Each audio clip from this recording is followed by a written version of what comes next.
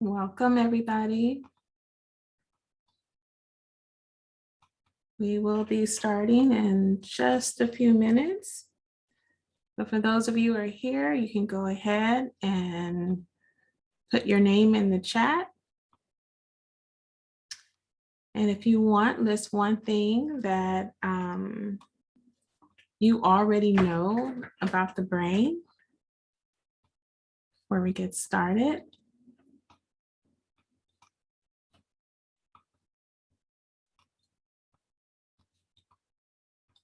And I will try my best to navigate our presentation and the chat today.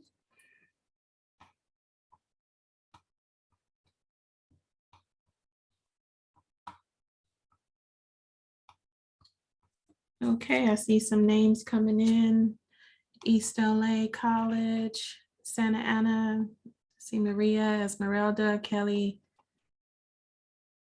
Chelsea, San Diego. Welcome, you guys. Thank you for coming today. I'm gonna give it a few more minutes and then we'll get started.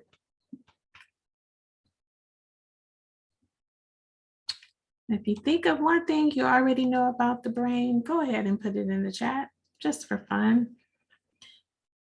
And we are recording, so I want to make sure that message is on here so you guys can see that we are recording.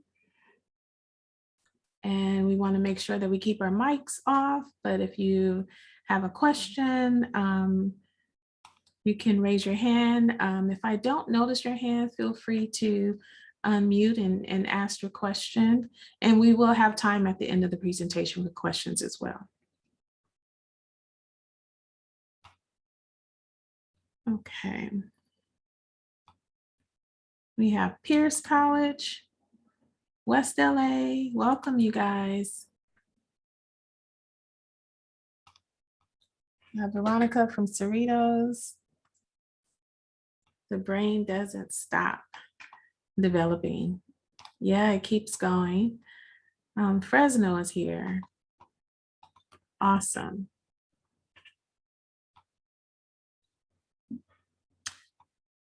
Okay, so one more minute.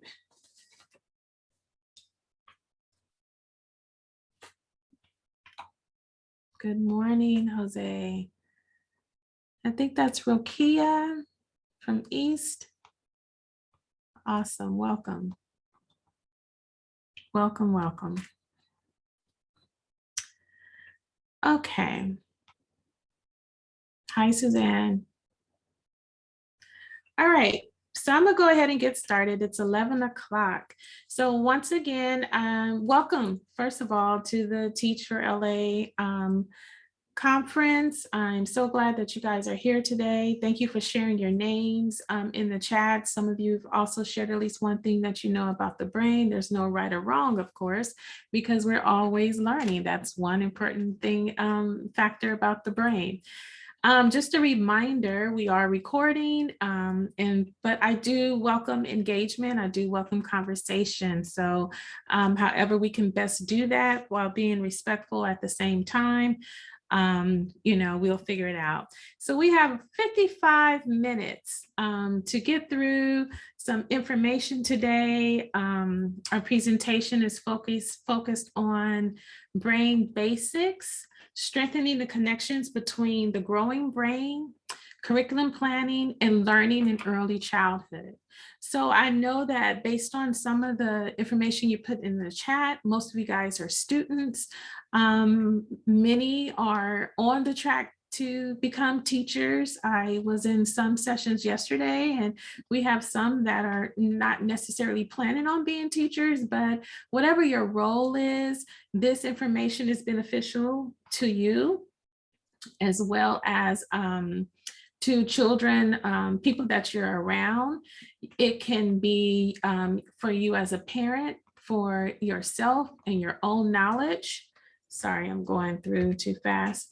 Your own knowledge and how that will strengthen your opportunities for learning, even as a college student. So I hope that there's something that everyone can take away from this presentation. So I'm a teacher, I work at Los Angeles Southwest College. So I am in the district with some of the other colleges that are here, West LA, Pierce, I saw in the chat.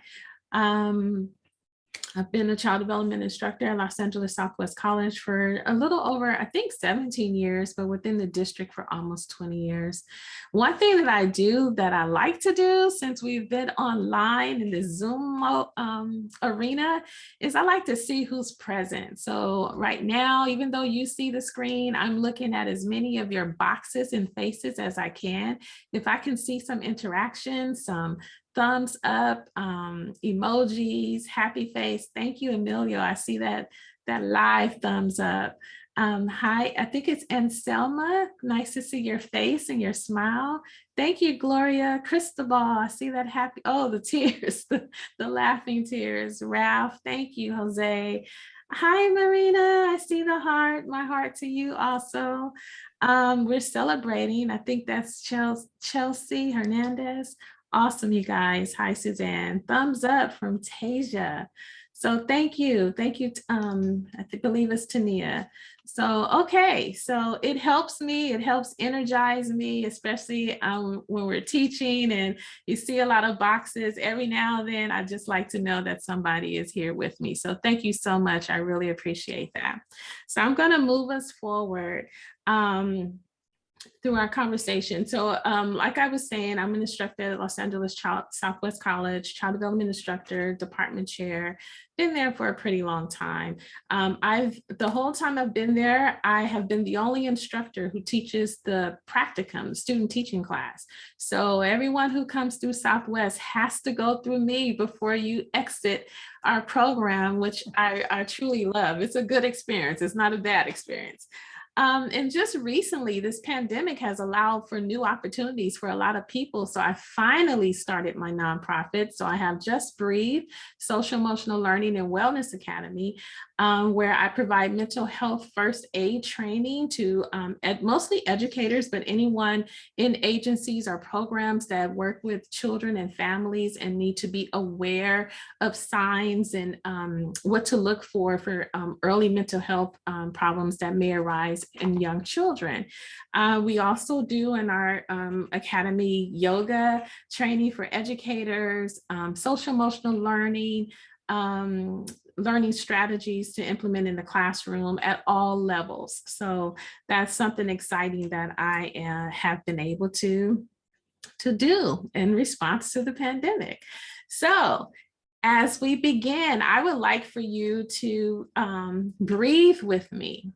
Okay, so, and this is a safe space. So if you choose to have your camera on or off, your mic on or off, that's totally up to you. All we're going to do is breathe, right? So some things that I like to ask children to do is to put your hands on your belly. So wherever you are, if you can just put your hands on your belly. If you haven't felt it in a little while, give it a good rub. Like, that's your belly. Embrace that belly. I have to embrace a lot after all of my eating, but just embrace it as your body. It's a part of who you are. And I want you to take a deep breath. And as you're taking that deep breath, I want you to feel what's happening with your belly. Okay, so we're going to take a deep, and one thing, a lot of times we take a deep breath and we tell kids to take a deep breath. We do all of this with our shoulders, but we want to leave our shoulders relaxed, our head, our necks relaxed, hands on our belly, and we just want to breathe in. So, okay, let's breathe together. And exhale.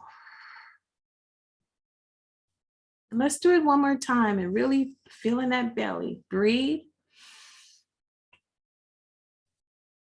Exhale. And our last time, and hold it as long as you can. Breathe.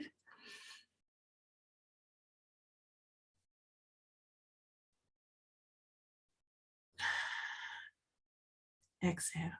Thank you. Thank you so much for breathing with me. This is a good way to start our classrooms, to start our teaching experiences, but even as learners to start our own learning experiences when we're sitting in the classroom or in the Zoom or in our work environments. So going back to who I am. So this is a reflection of what I love. I love teaching. I love early childhood. I love seeing the faces of children when they're learning. What you see here are children at our previous children. They're probably a lot older now, at our Child Development Lab School at Southwest College, but they're also students, my students who were doing their student teaching experiences.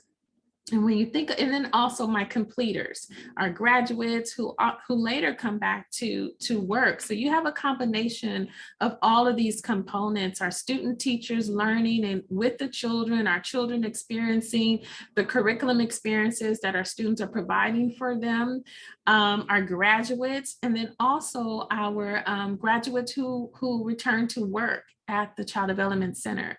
So this is a lot of what has been driven me over the past, even beyond my teaching, just with my family and children, beginning my career in early childhood as a preschool teacher and also spending time as an elementary teacher.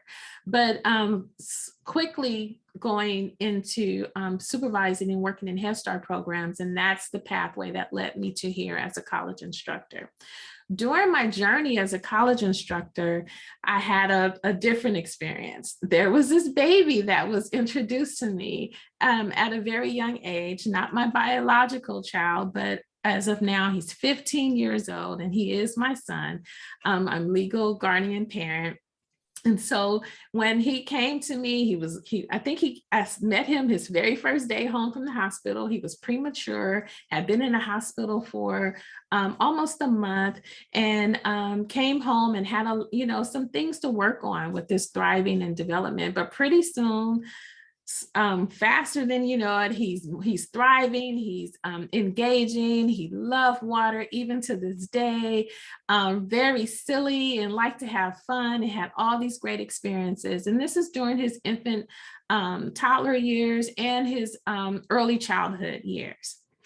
So what began to change, which has also led to my studies with the brain and understanding the brain a little bit better, was during school age years. There was this drastic shift in energy, in behavior, in his ability to keep up with his academic learning. And the worst time for that is once children go to elementary school. Things are so different. What I quickly noticed was there were a lot of attachment breaks when he was an infant. Oh, by the way, he's given me permission to share, but I can't go beyond this. He's 15 now. I can't do anything related to him as a teenager.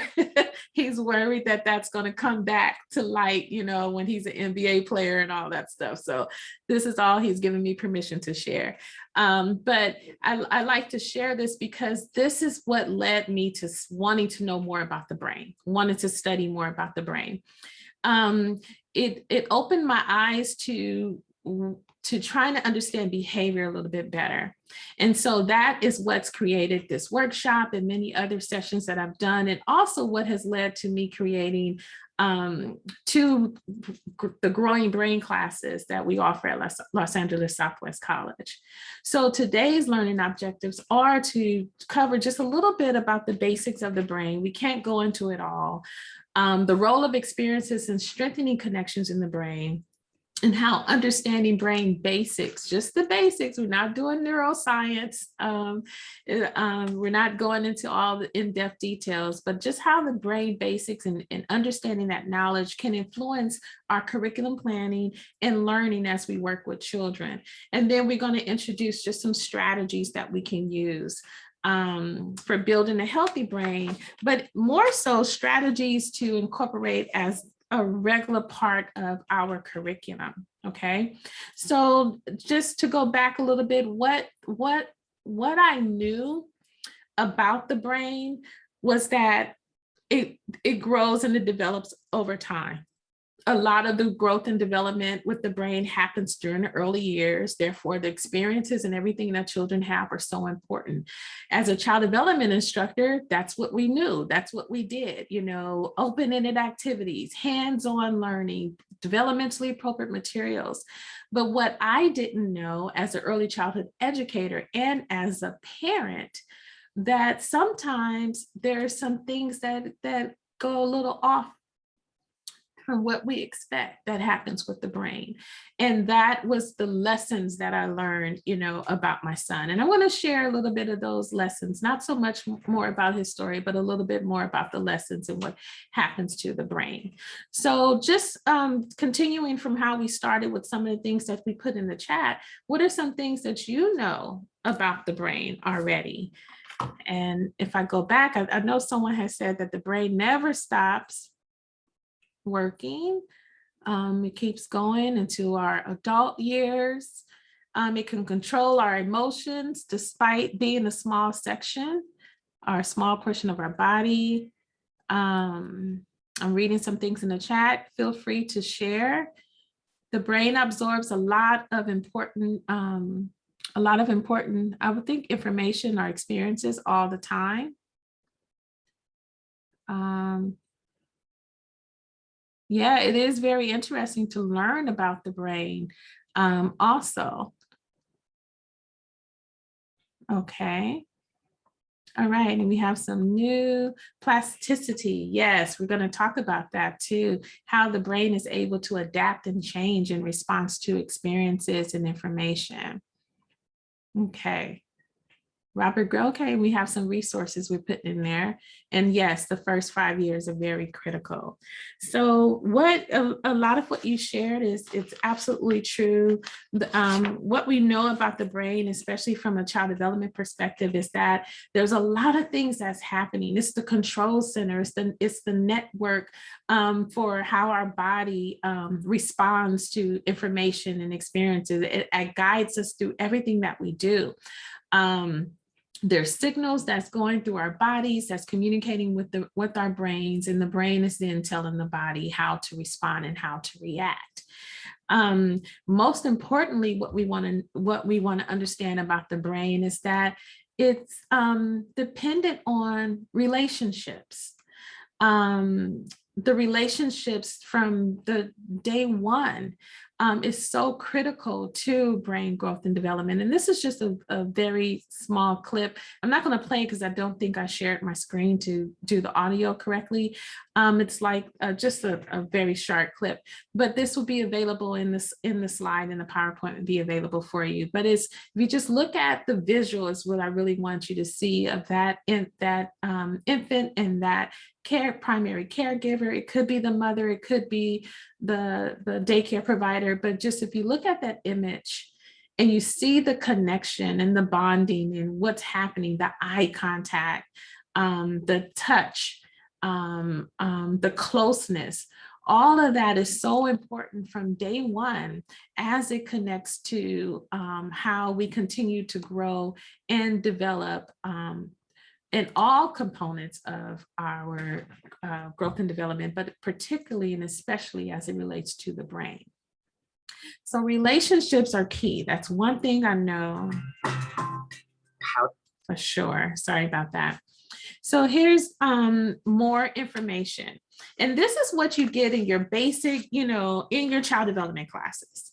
If you take child growth and development, one of the core courses for early childhood ed, it's also a general education course. So it may be that way on many of your campuses. So if you're in the teacher track program, that's not child development, an education program, I would still take into consideration taking child growth and development as one of your courses, because it is designated on many campuses as a general education course. But these are some of the basics that we know, that the brain is growing and developing at the same time. So with growth, we're looking at the weight of the brain. So we have I usually keep a brain here when I'm teaching. I don't have it right now. So we have the size that's growing and getting bigger, right? But you also have the development, the maturity of how the brain works and how it functions that's changing over time. So by the time the child is in preschool, they're at 90% of their adult brain weight. But that's the weight of the brain, okay? That's not the same as the maturity of the brain. It's through the experiences they have, through their relationships and interactions that also contribute to the maturity of the brain. There's also nutrition is an important factor, but here we go back to relationships, the social emotional learning and experiences that they have is key to that development as well. And this is just covering 2 years, this image here. So there's so much going on, so much that they're learning. And even before they're able to verbally express and communicate, they are receiving information, they're processing information, and they're just ready to go. Okay. So just like an infant who maybe has not developed the motor skills to crawl or walk or move around, but the moment those skills have developed and they're able to do so, they've already identified everything at their visual level that they want to go and touch. So all of a sudden, as soon as they're mobile, they're touching all these things because they've been looking at them and observing them for so long. So those are important things to remember. And this is why child development is so important, not just for people who want to work with preschool children in the early years, but all educators, social workers, medical providers, anyone who work with children, because it just gives us a better understanding of why children do what they do. And what to expect from children at different ages and stages, so we can be realistic with our expectations for children.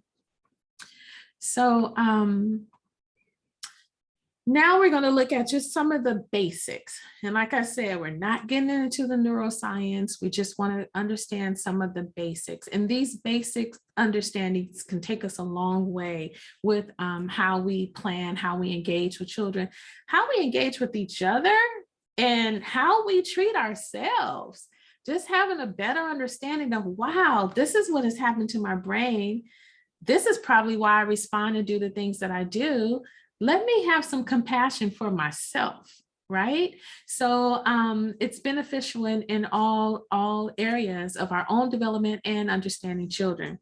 So the brain is the control center for the overall nervous system. And the image to the left shows you the nervous system, which consists of the brain, the spinal cord, and the nerves. So you have the nerves that is flowing throughout the body, all of the sensory connections, all of the communication flowing through your spinal cord. Spinal cord is connected to the brain stem, and that's how that communication is transferring up and down throughout the body. The nervous system the nervous system is the body's communication network. It's like an information highway.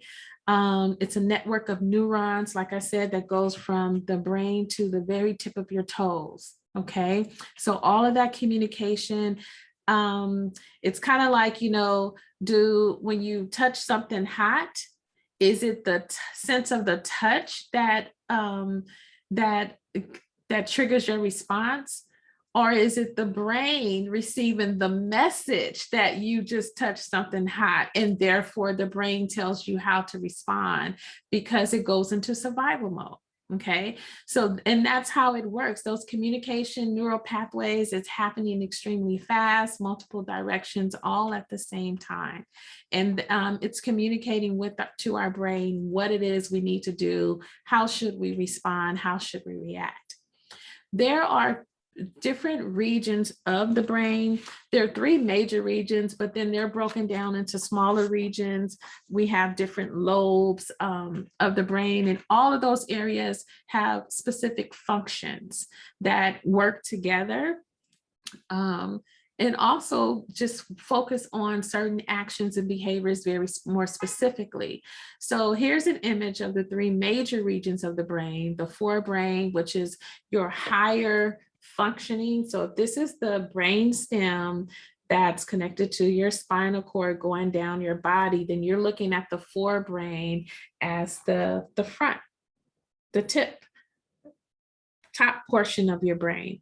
And then you have the midbrain and the hindbrain, which together that equals to the brain stem. And that's the back or the bottom. It's the lower order functions of the brain. So if you look at the brain from the perspective of top and bottom, it'll help you understand the maturity, how the brain matures. So it's going to mature from the bottom up and from the back forward, which means that the functions in these lower areas are going to mature a lot faster than the functions in the top area. So where you have higher order functions with thinking and problem solving, expressing our emotions and having better regulation of our bodies, that's all in the forebrain.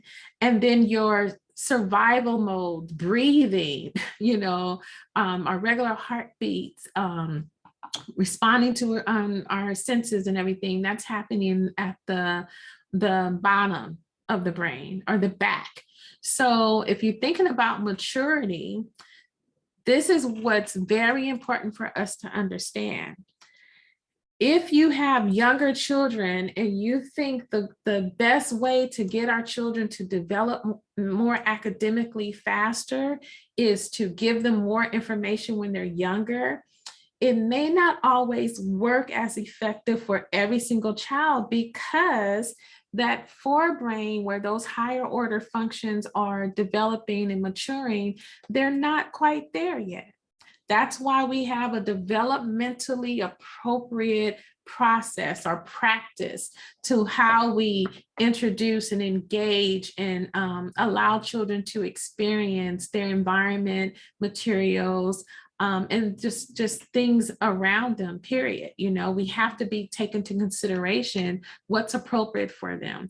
So that's one factor about the brain that contributes to our curriculum planning and how we understand how children learn. It's like you wouldn't expect an infant to read a paragraph, right? They're not developmentally mature enough to handle that experience yet. And so having that basic understanding is very valuable.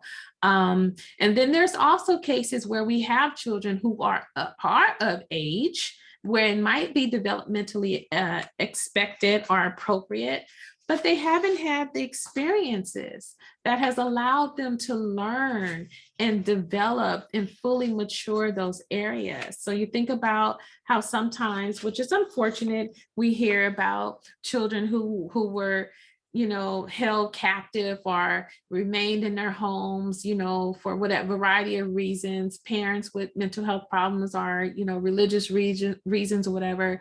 And so their exposure to the world or to different experiences and communication and language and social interactions are limited in comparison to others.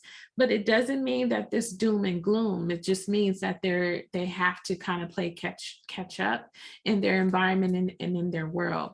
So this is an image that represents the different functions of the brain. So we have the frontal lobe, and then we have the midbrain and the hindbrain. But now you can see the different areas of the brain that are a little bit more specifically defined. So we're still keeping in mind that we're going from the bottom up and from the back to the front. So now we have this brain stem, and that's where there's a sense of balance, the breathing, like I mentioned earlier, digestion, heart rate. These are basic survival skills that we need, right? From infancy, from birth on, we need these skills in order to survive.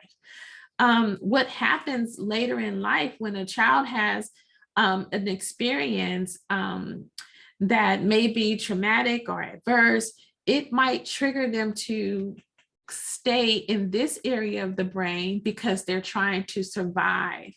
and get through whatever that experience is, or work through the memory of that experience. So this is where neuroscience plays a role in how we are able to regulate our bodies. It helps us to understand children, the way children communicate through their behaviors. I sometimes don't always like to use the term challenging behaviors, because those behaviors are how children are communicating what their needs are, and also how their brain has shaped their approach to surviving in that particular type of experience.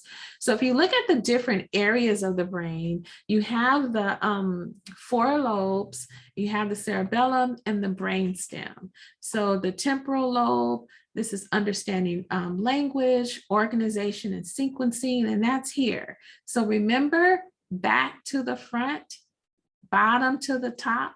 So your temporal lobe is not going to be the first to fully, to mature, but it's close. It's right there in the middle if you're thinking about going from the back to the front.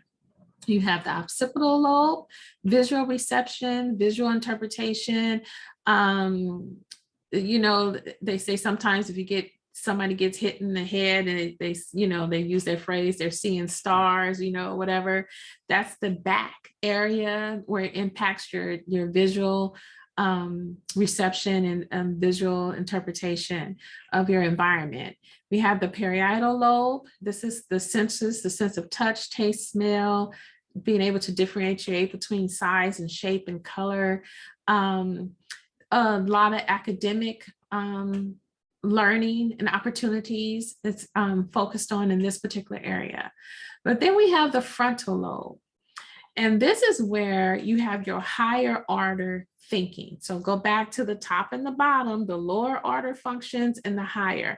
So lower order functions are those survival functions, what we need to survive. And then the higher order functions are how we process information. Yes, this presentation will be made available for the TeachLA site. So how we process information is happening in the frontal lobe. So when we're asking children to use your words, express yourself, make those good choices or whatever, it's like, are they there, right? Have they been given the skills to do that? Have we been modeling for them and providing opportunities so that they can mature in this area in the way that's developmentally expected? Sometimes when children have experiences, or they're upset, or even when they're startled, think about babies who can be startled from a loud noise. They go back here to that brainstem, to that bottom functioning area for survival. So in cases where we're having a situation with a child, or a child is crying or upset, or a lot of times we want to get straight to the behavior. We got to fix the problem, get to the behavior. But what we might want to think about differently now is, how can we get that child out of survival mode into a mode where they can actually process what's happening and why it happened and talk about it, So for a lot of times we do, why did you do that? And they can't process it in the moment, right? Because they're still stuck in that experience. And so instead, breathe. Let's see if we can calm our body so we can talk. Okay. And believe it or not, that's hard for adults. If you were parented the way I was parented, we're not stopping to breathe.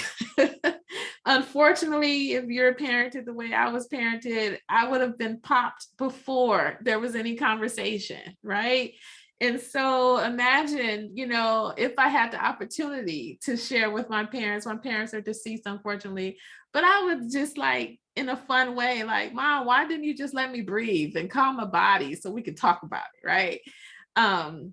But these are the things that, even though I can laugh and smile about it, it has given me so much more insight in how to be there for my son, and how to raise him and how to listen to him. And when he's upset or excited about something, take a minute when you're able to come and talk to me about it. Let's talk.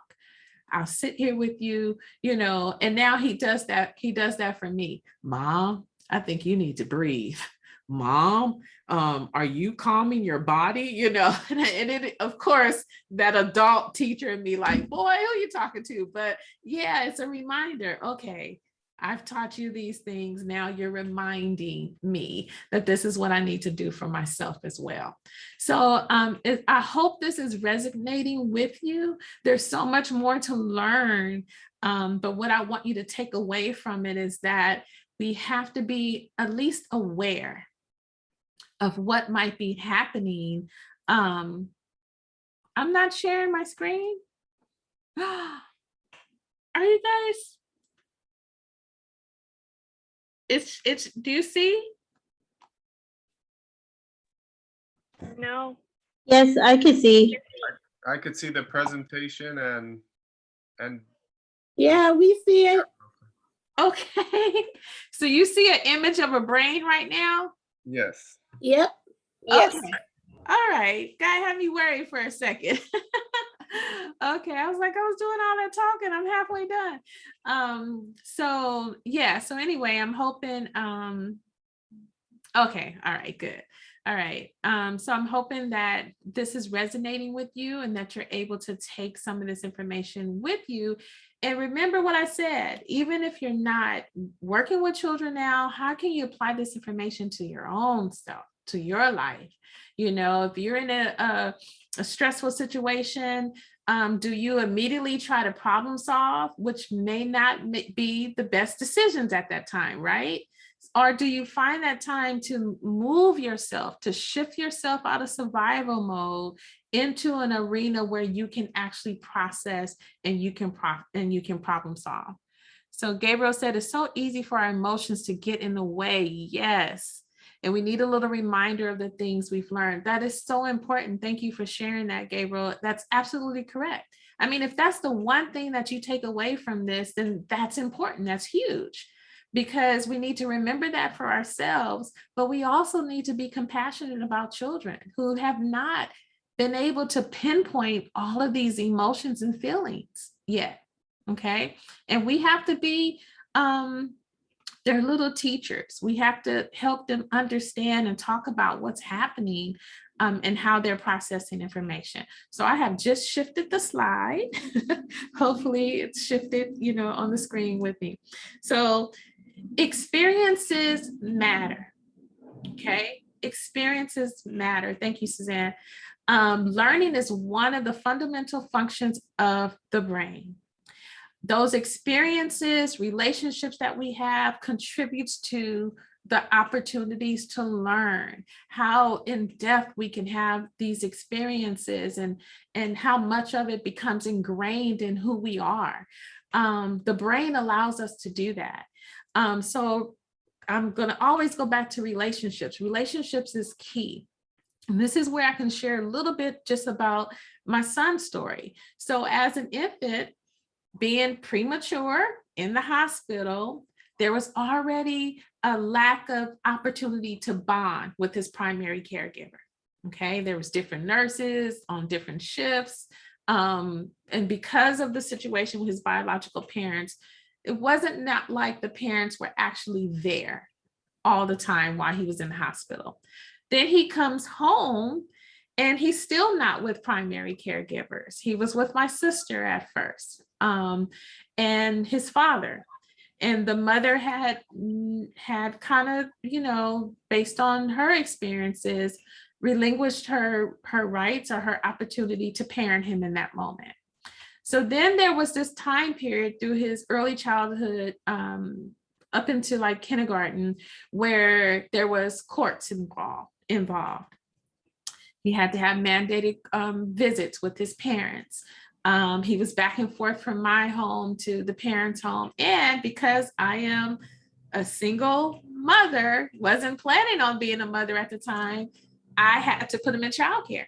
I had no other opportunity, right? I had to work at the time. And so he went to family childcare with one of my students who had completed practicum and opened up her own family childcare. And my child had went there from 6 months to age 5. So there was these different relationships, right? But at the same time, there was different relationships. There was relationship breaks, attachment breaks. He bond here, and then he's moved here. He spends time with me during the week, but then the court says he has to go with bio parents on the weekend. He's with this one bio parent, then he's with another bio parent, and everybody who's in that environment, and everybody who's in this environment, and everybody who's in my environment. There was so much happening.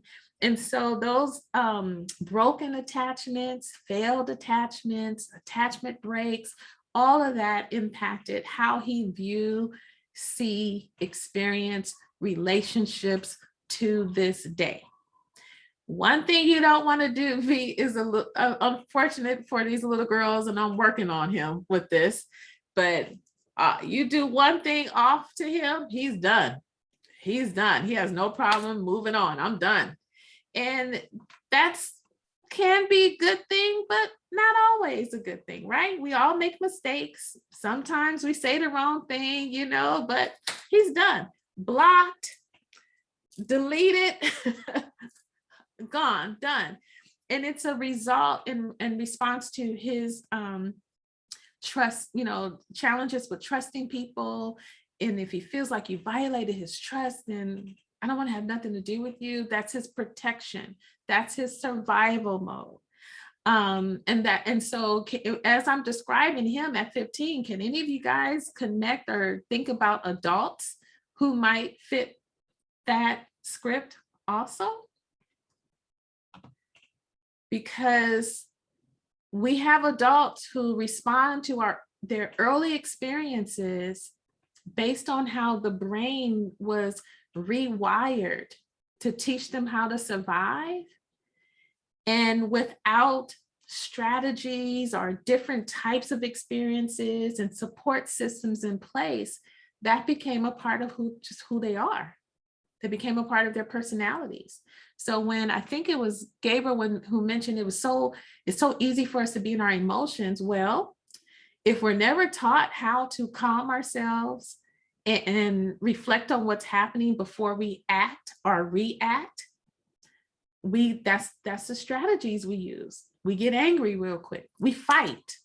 We run, or we freeze, because those are the survival mechanisms that our brain is set up to help us, you know, not to hurt us or harm us, but to actually help us survive.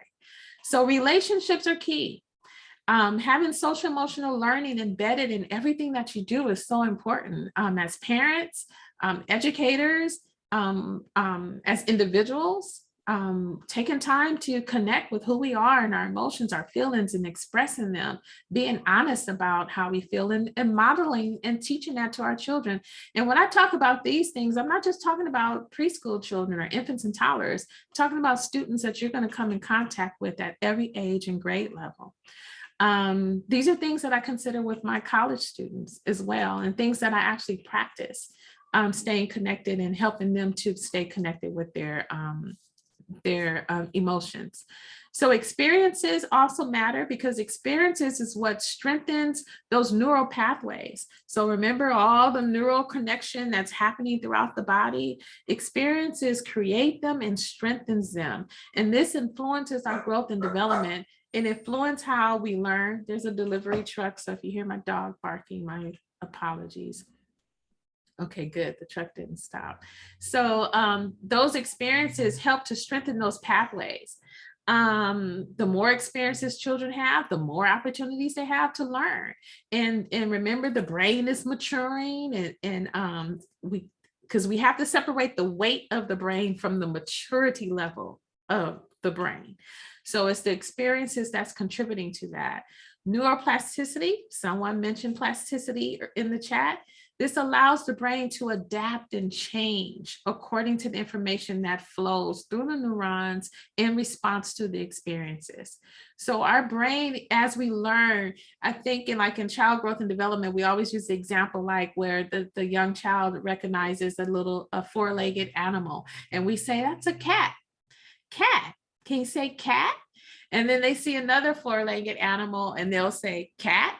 And you're like, no, that's a dog, you know? So we begin to give them information that helps them to differentiate. And that is how they now begin to store the information and process information differently. This happens ongoing throughout their life with all experiences. So when some children are exposed to only certain ways of thinking, it could be culturally, it could be, you know, community based, they're family based. Sometimes that is all of what they know and believe until they're exposed to different things. And we talk about this like when young people go to college for the first time and you're around different people, you're getting different information that may not have been a part of your upbringing. And so now you have the opportunity to make adaptations to your beliefs and your thoughts and experiences based off of new information that you're receiving. Children do the exact same thing. Infants do the exact same thing through their sensory experiences. That's a long question. I'll try to get back to the question, Jose. I'm sorry. Okay, so factors that impact learning. There's biological factors, emotional, environmental factors. When you think about, we talked about, you know, emotions and how we're feeling and our relationships, but there's also biological factors. There are some genetic things that we inherit. I would rather inherit, you know, some money from my family, but I've inherited some other biological factors, you know, related to, you know, health and things like that from family. But then there's also environmental factors, you know, what's going on in the environment? What is the child exposed to in their environment that impacts their learning? And we can think about it from ourselves. I always like our students to think about themselves. You know, if you were running late, you were trying to get to class on time, you had a test, you have to think, you know, do I grab something to eat? It's going to make me later, or do I just go to school? And all that adrenaline is what's getting you there, right? Because I don't want to be late. I got to take my test. You sit down and sometimes your body is like, oh my God, you know, and then you're not processing, you're not thinking clearly. You didn't feed your brain. You didn't kiss your brain that morning. You didn't take time to give your body what it needed to function. So there's different things that impact how we learn. What's important to take away from this is when children come to us, you know, and hopefully we take information and we use it differently. So there's no judgment zone here, but the preschools where the kids come, parent late, breakfast is over.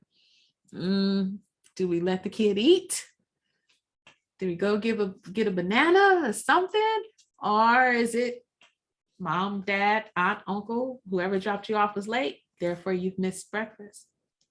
So sometimes if we only look at it from the perspective of the time and breakfast is done and over, and we don't look at it from the perspective of how is this going to impact this child's ability to learn and feel safe and be able to function in this environment today. Just 1 cup of milk, half of a banana maybe. So this is the way we want to use this information to help guide us, okay? And with our planning, with the decisions that we make and the things that we do in our environments, whether it's home, whether it's in school classrooms, or whether it's what we do for ourselves, okay? So what happens if relationships fail? Kind of gave an example of that with my child, which triggers attachment breaks. And what happens if a child has adverse experiences in early childhood? I don't know, some of you guys, if you haven't already, you may have heard of the ACEs study. You might want to look that up, adverse childhood experiences. What happens when there's failed attachment or too many attachment breaks, or, you know, some experiences that don't feel good with you, with the child, or whatever? What happens with that? So that's what we're going to look at now. So some of those experiences can be considered, you know, trauma. And so what neuroscience and it says about adverse experiences is that they can influence how people grow and develop, but especially in childhood, right? Yes, it's the ACEs study. Yes, the child may feel abandoned, rejected. And I'm glad you mentioned that, because guess what? A child can have these experiences early on, like my son from the moment he was born, right?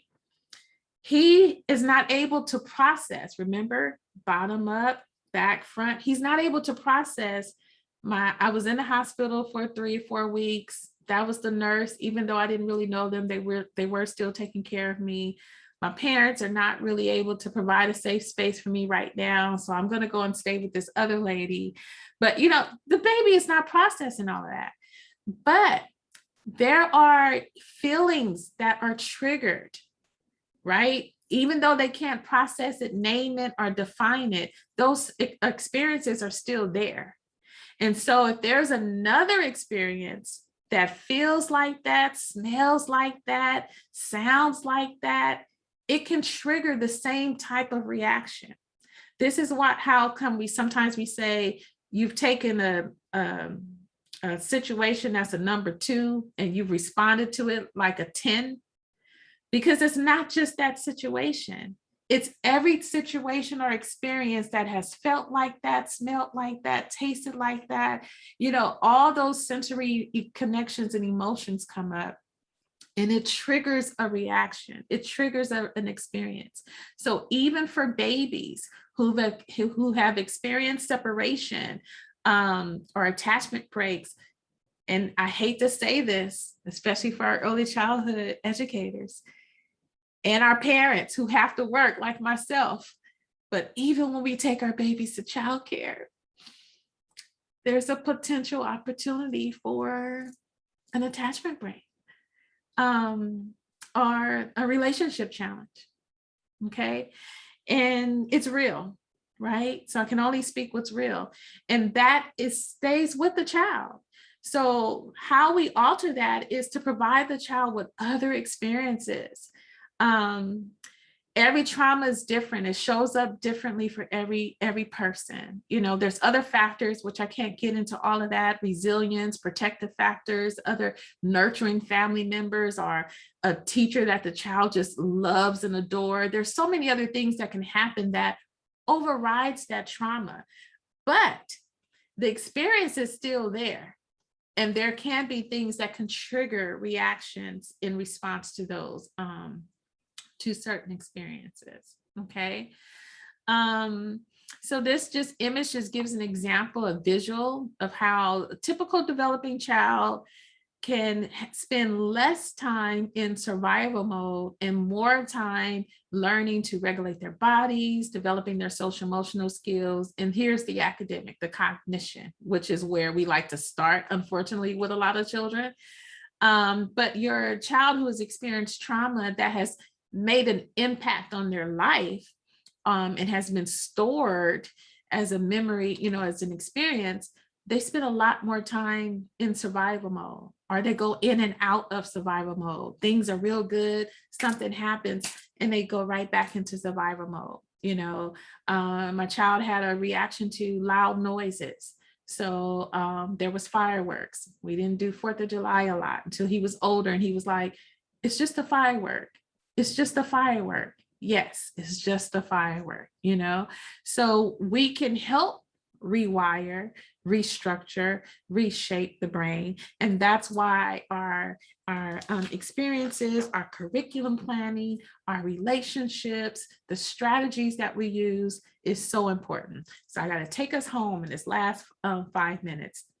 So what are the implications for educators? I put educators, but really it's implications for anyone who is connected or around children, implications for ourselves and what we need to do for ourselves.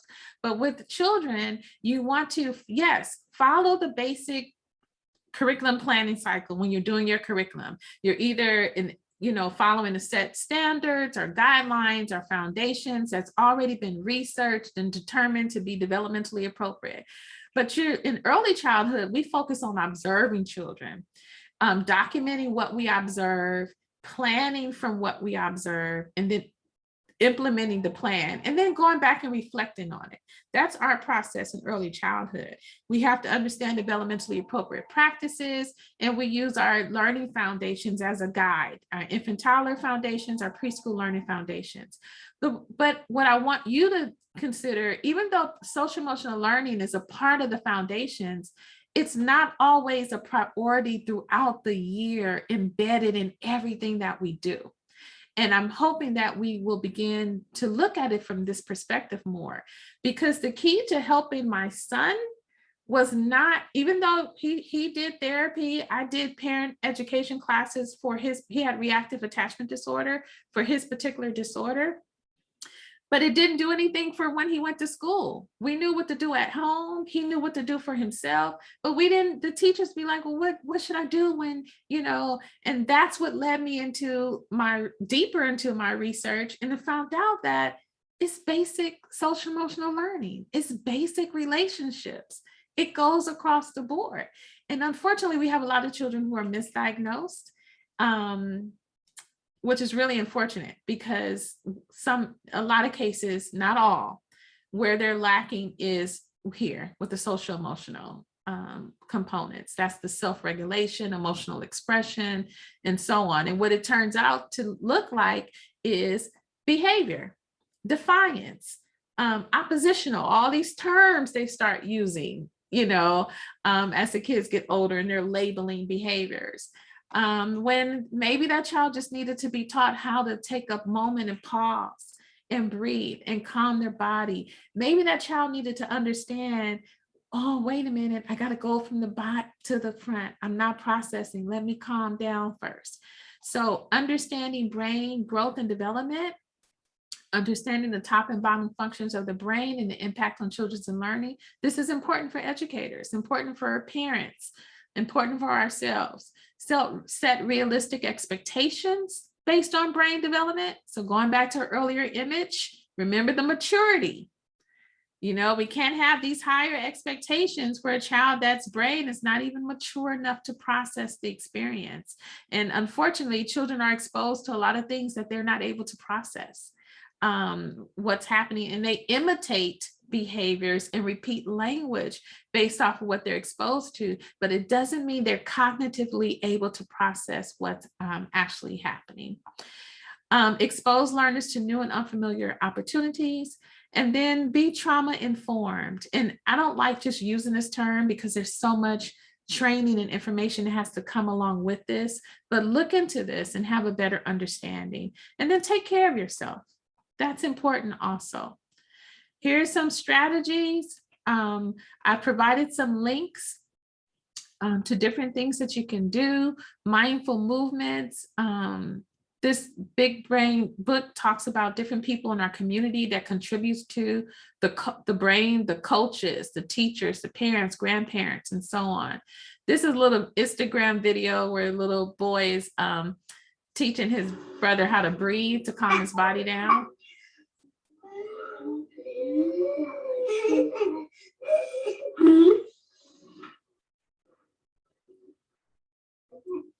So it's just a little, just showing you how when we teach it, even the younger of our children can practice it and model it for others.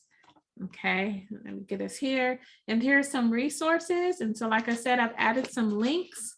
I mentioned mental health first aid. Anybody can go through get mental health first aid training. A lot of different resources here. The courses that I mentioned at Los Angeles Southwest College are here. And yeah, so thank you. I wanted to have opportunity for questions, but sorry, I talk a little bit too much.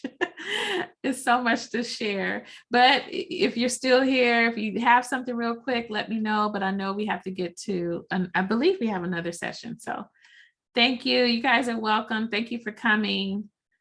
I'd just like to say on behalf of Teach for LA Virtual Workshops, thank you so much for this wonderful, very important presentation. We appreciate it so much. Thank you. Thank you for listening.